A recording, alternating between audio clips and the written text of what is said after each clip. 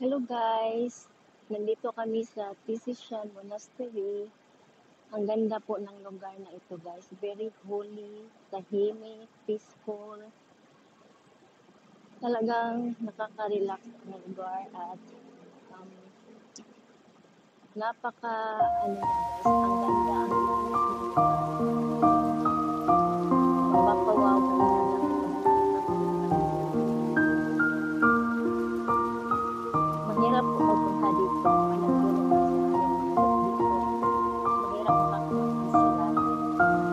Abutin ka ng months bago ka makapag-isla papunta dito. As in, napaka-amazing talaga ng lugar. At saka, kapag ano kayo dito guys, yung utak mo ay refresh kapag nandiyan ka dito. As in, napaka-tahimik at peaceful ng lugar.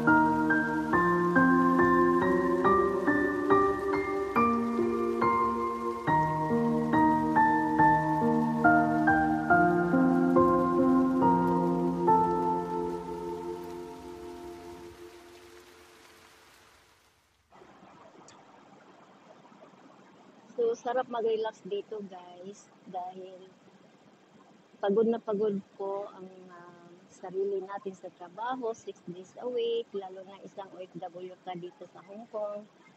At saka, i-enjoy natin ang ating isang araw na day off at pupunta tayo sa lugar na ganito.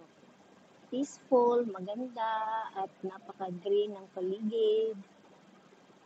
As in, ma-refresh talaga ang utak mo at ang isip mo.